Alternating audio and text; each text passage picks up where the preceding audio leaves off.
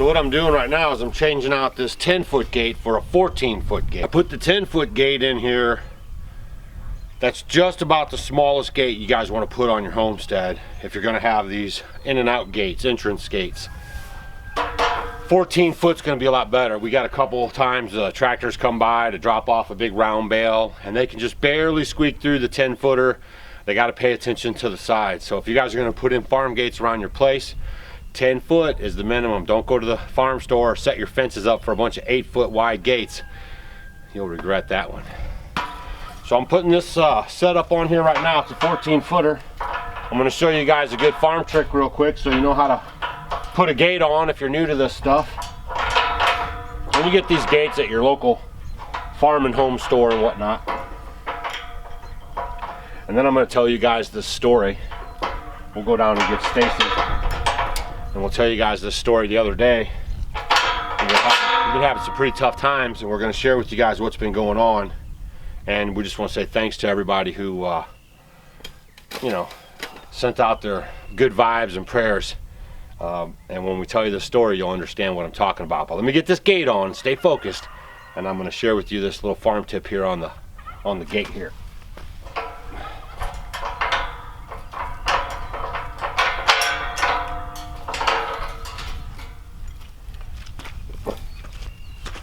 Now when you guys are doing your farm gate now, make sure that you put your top pin down and your bottom pin up. Okay, that's what you want. That way when your animal's pinned in inside and it sticks its nose underneath one of these runs, which a lot of cows are notorious to do, especially the bulls, they'll get their head underneath here and they'll just flip it right off that pin. If you have it, both of them facing up, they'll flip it right off and then they'll be able to get out. So make sure you keep that top pin pointing down. There's your fence nugget. So with one pin going up and one pin going down, you're locking the gate in place so it can't be flipped off the hinges. This is also good for security.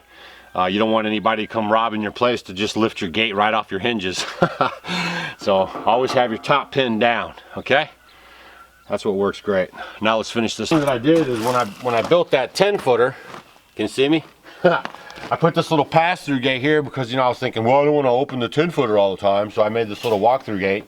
And I never even really used this. It was always kind of a pain. So we're actually going to take this off too because we don't need it anymore now.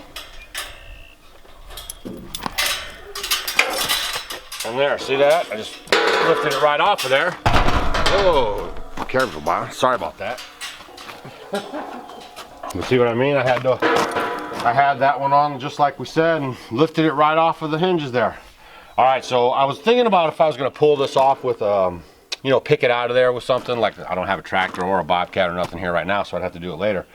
But I'm thinking I'm just going to cut it off because I don't want to create a big hole there right now anyway. And I'm not really going to reuse that post. It's got a big crick in the bottom there, so once I pull it out, it's going to be useless anyway because of the concrete. So I'll use it for firewood.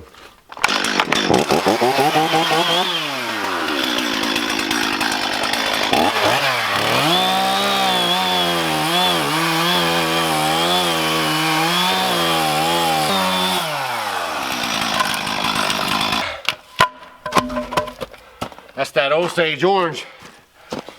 Boy, I tell you what, that tree right here is some serious business. That's why everybody builds their fences out of Osage orange. That's what they call it. Hedge, that's what they call it around here. But look at that opening now. You just come in closer to the building and you got all the room you need to breathe. And you can just drive right over that. It ain't gonna hurt you none. All right, that's what I like. Much better. Plus, if I want to bring my truck or anything in here, it's just a lot easier. Once I put my tie on here, it'll be good to go. And then we'll go down and see what Stacy's doing and then tell you guys that story. Now all your farm gates are going to come with a, you know, they come with a chain. So you can hook it up on here. So I'm just going to get an idea of how that looks. And get it on there. With the horses, what I like to use is a carabiner at the end of the fence chain. because the horses are notorious. They'll flick the gate up and down like that, or you know, they'll hit it around and this thing will flip off of that notch. In case you didn't know, here, come here, let me show you this. Now this is mostly, you know, for a lot of the beginners out there. A lot of y'all are thinking about homesteading and you're about to do it and you're setting up your place right now. I get a lot of emails, people asking for suggestions and ideas because they're just getting started. And some of these tips that I give you guys in these videos, they're great for people that are just getting started. And also I've known people that have had these gates for years and they never knew what this hole was for. So let me show you real quick, since I got your attention. So when you run your, let me flip this around so it's easy. So when you run your line through this little break right here, right? This is to catch the gate. So that holds that in place, right? But if they come over, they could grab this in and start flicking it, and then it'll pop out, and then you'll be open. So when you lock it through there, then you're supposed to bring it back through the hole.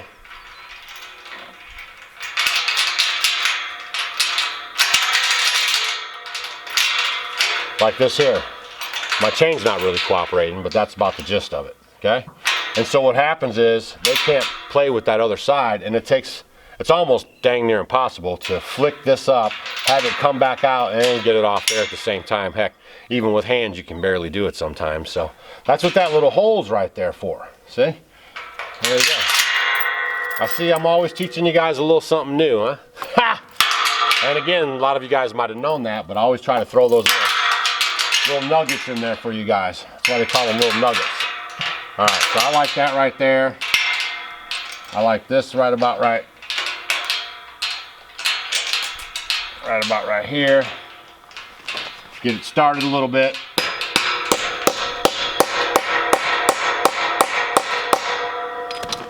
And then we'll drive her on home.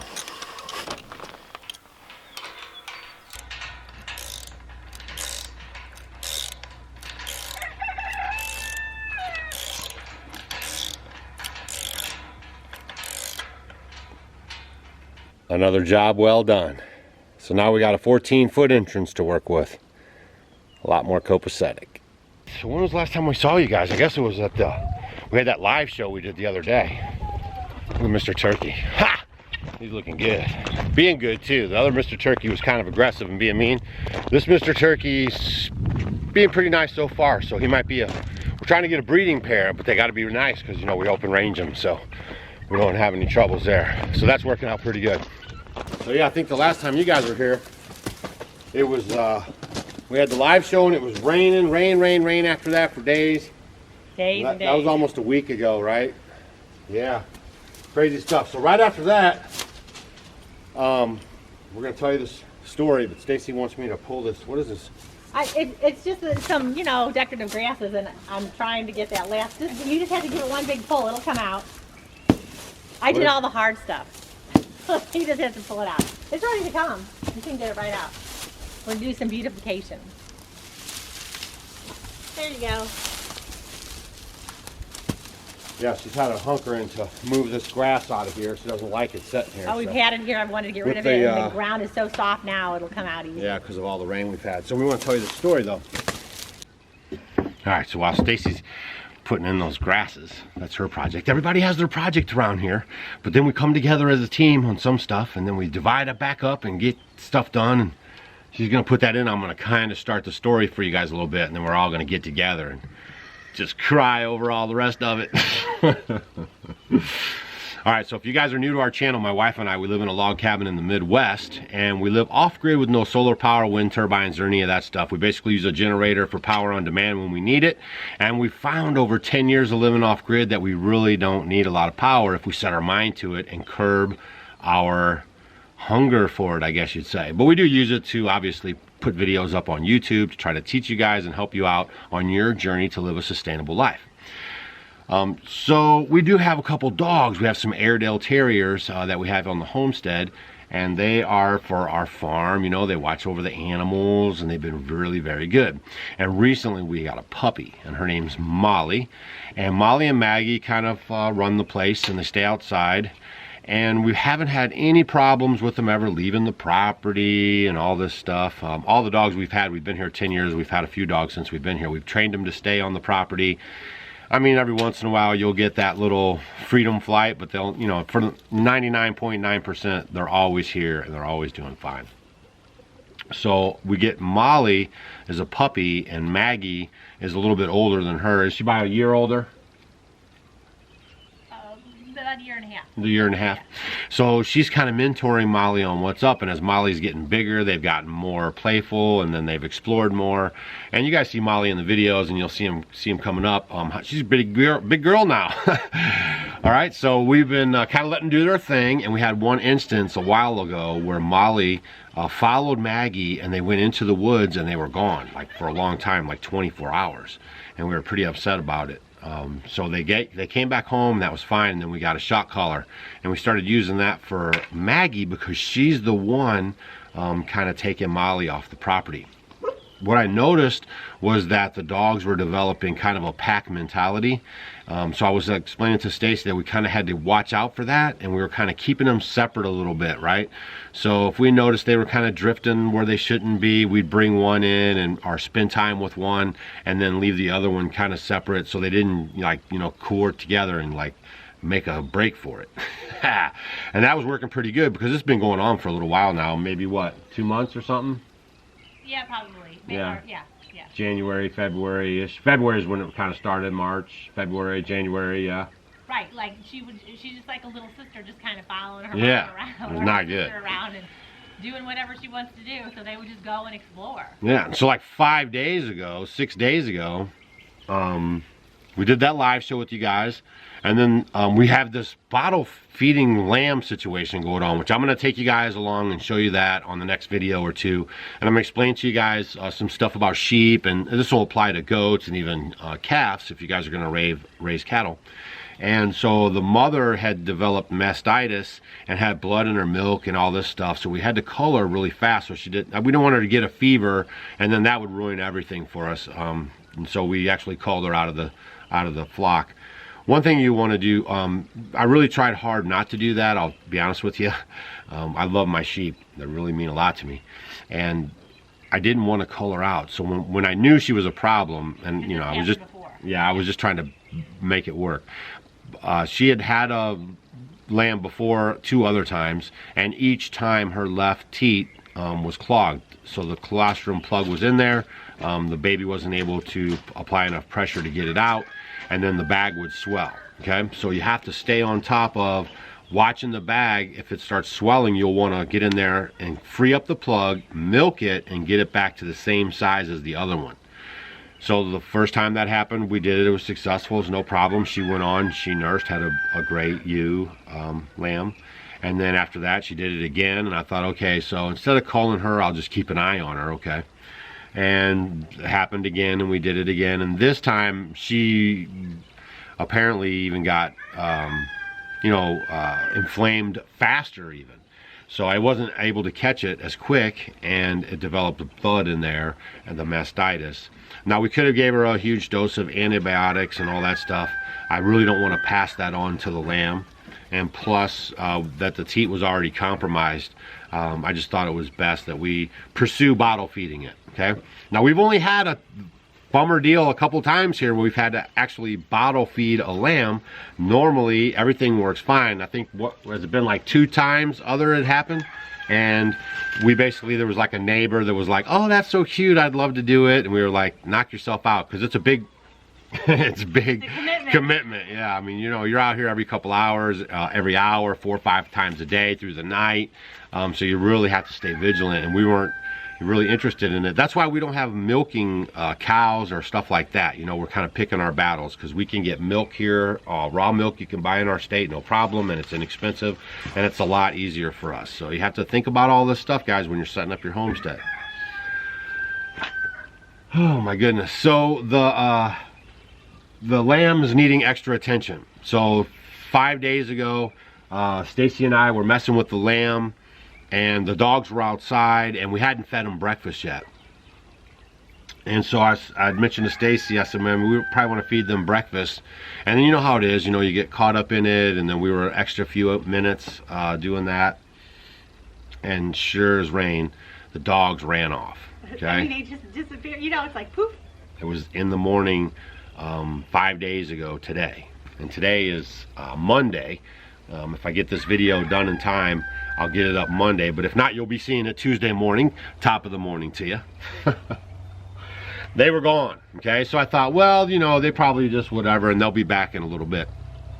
So she's gone for the first 24 hours, right? And we're like, oh, here we go again. But normally we're thinking, nah, she's gonna come back, they'll be back.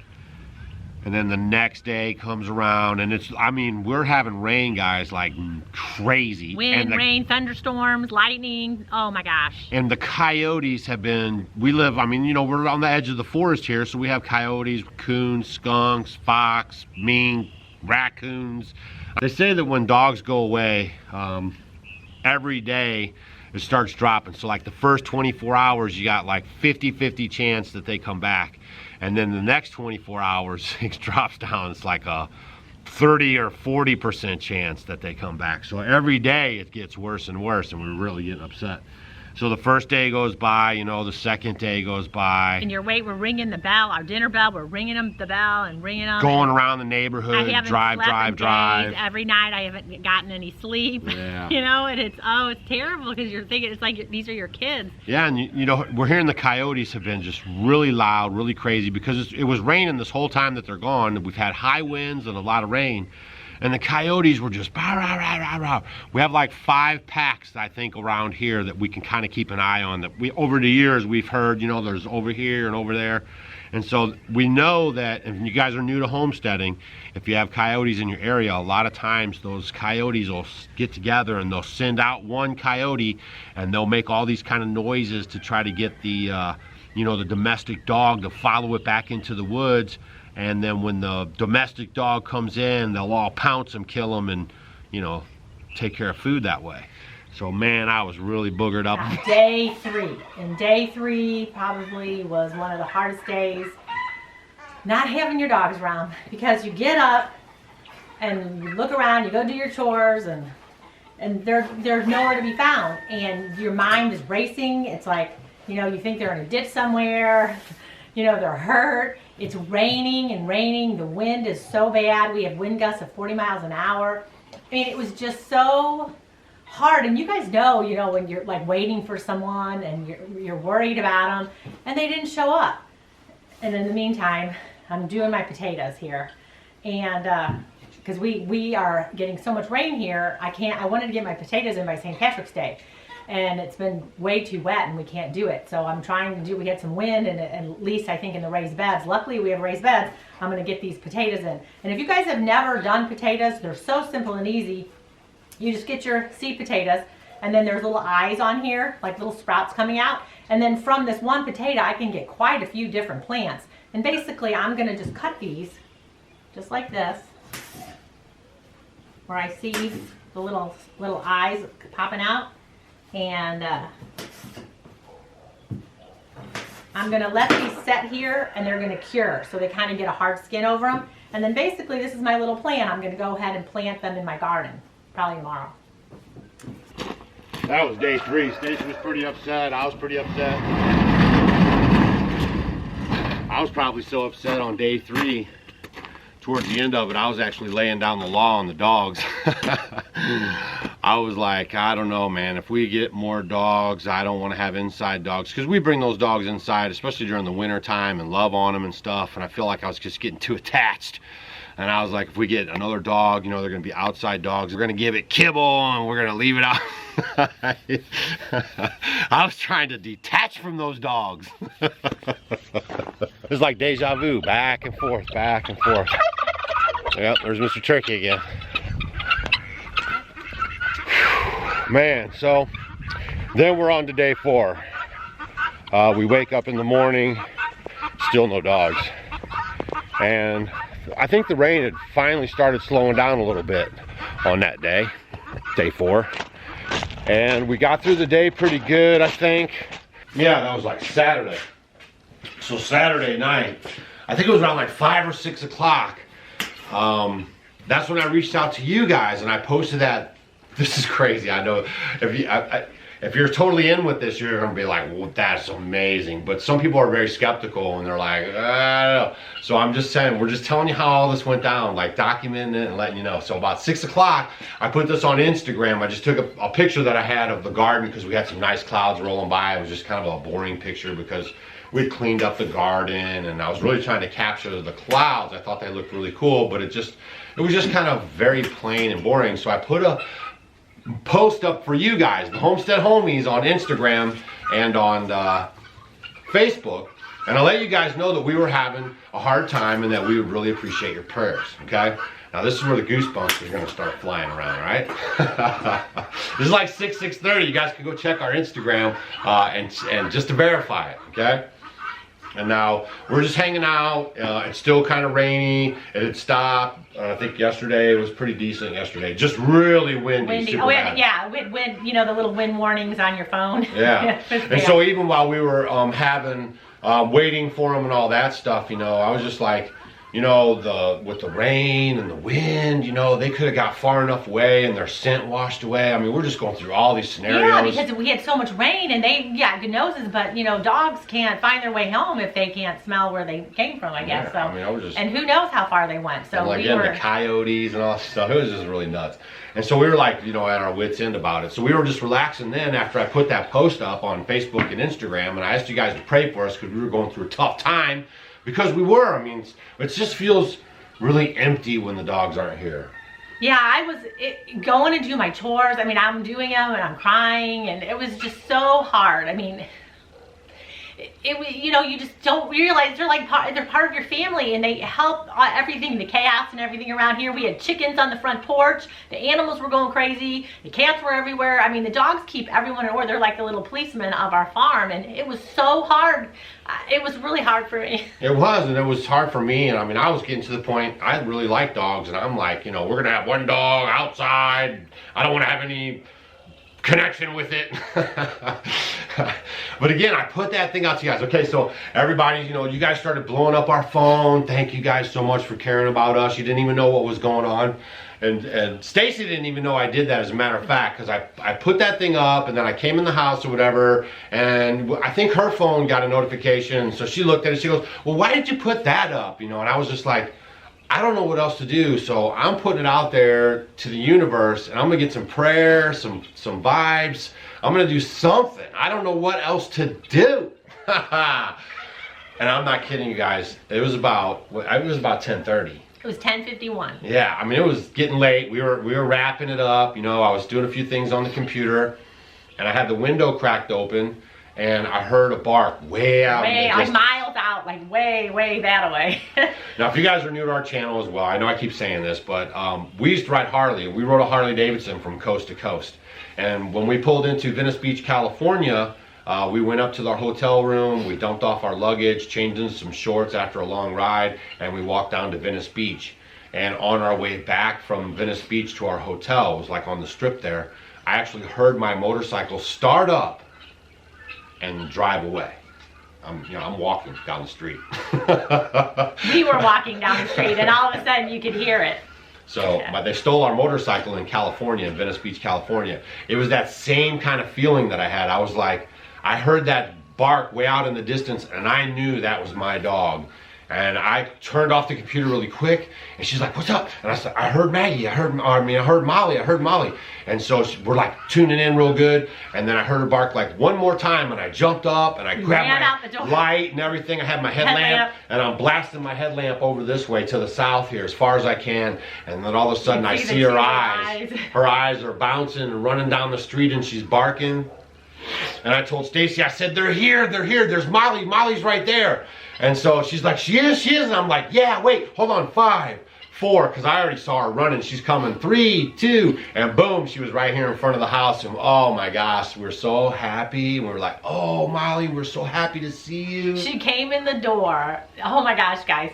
She came into the door and she was so excited. She was wiggling and everything and going crazy. And all of a sudden, then she puts her nose down on the ground and she like rolls over her back, and then she puts her nose on the ground and she just falls down. Just literally falls down. I mean, like rubbing onto the floor, like, oh my gosh, she was so like, happy these to are be my here. smells, these are my people. Oh my gosh, we were crying, getting goosebumps. So we were like, oh my gosh. And then of course, then you jump right into checking her body, you know, making sure she hadn't had a fight with a coyote, there was no open wounds.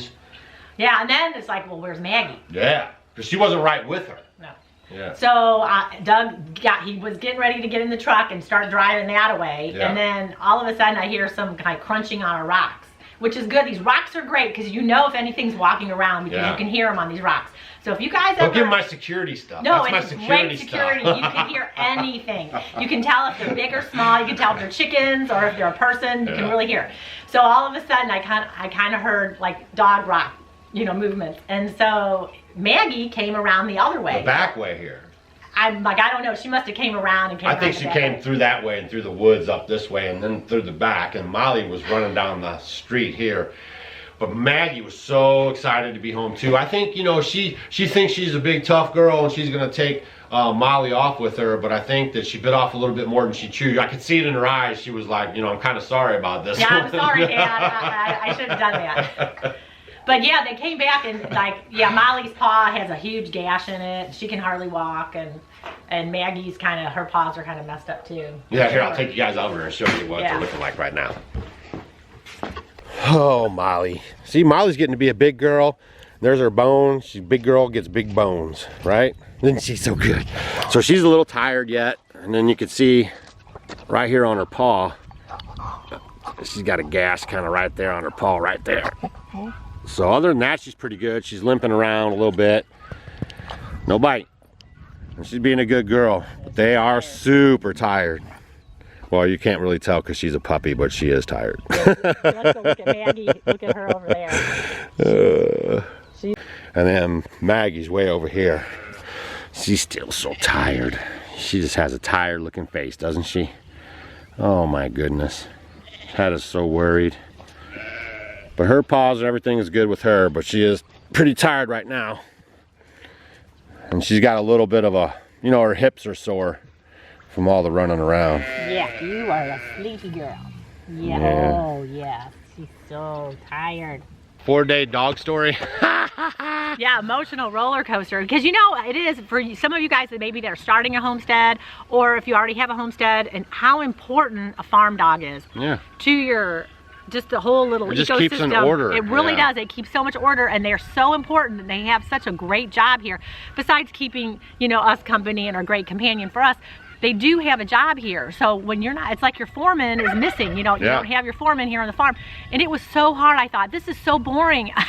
I miss my dogs so much. It's crazy how much they do here. And you don't realize it until they're gone, you know? And so it was kind of tough. It was really tough for both of us. And seriously, your guys' prayers and your action, we're totally buying into. You made it happen, okay? Literally just a couple hours later, all of a sudden we heard her, we looked at each other, and it's like, oh my gosh. It was like so crazy. Thank you guys so much. Thank you so much. It was, it is. All that good energy was in the universe, and look what you did. And all your prayers, thank you very much. And you know, you guys sent it out there, and then all y'all that touch base with us on the phone on a more personal level, because you know how to get a hold of us. And I haven't gotten back and with your you guys, emails. so I'm sorry. we haven't been able to. We've been kind of running around today before this video. So now you know what happened, and I'm just bulk saying, you know, my bulk mail. Thank you guys very much for supporting what we asked you to do, and you prayed for us and actually made this. I'm totally telling you, I'm totally believing that you guys made this happen, okay? I mean, we were 4 days in, going on the 5th day. There was no hope. With the coyotes, we could still hear off to the distance. We've heard the stories before. And then, you know, a second part of that is possibly somebody took them. You know, and that was another thing that we were worried about. Around us, we don't have a lot of people, and the people that do live around us, we know all of them within quite a few miles around here, and we know all of them. We know all the dogs and everything like that. So I wasn't buying into that hardcore, but it does happen. You know, keep tags on our dogs so people can get a hold of us if they find them. If you guys have a farm dog, make sure your dog has a tag on it. I'm not into the microchips, but you might want to think about a microchip or something like that. But again, thank you guys very much for coming through for us, for helping us out. getting the dogs back home. We're totally thankful for that. Yeah, thank you so much. Yeah. I mean, it was just, I mean, it was crazy these past few days, and we're so relieved. We kind of got a good night's sleep finally last night. So we're gonna do some more videos coming up. We're gonna try to get these dailies out for you guys again. Break's over, the sun's here, spring's in the air. Yeah, it's not gonna rain for a couple days, so we're gonna plan on doing lots and lots of stuff. Our head's back in the game because our babies are back. So and we're gonna be building some more raised beds. We're gonna be taking you guys on the gardening videos. We're gonna walk you through this lamb issue and show you guys about bottle feeding a lamb. It could work for a kid goat or even a calf. We got just a ton of stuff for you guys. So if you haven't hit that subscribe button yet, make sure you smash it down below. Give us a big thumbs up on this video because y'all help make it possible. yes, you did it. You did it. So thank you. Thank you. Yep. And we'll see you guys on the next video. Bye. All right. Smash that like button on your way out, okay? And leave a comment if you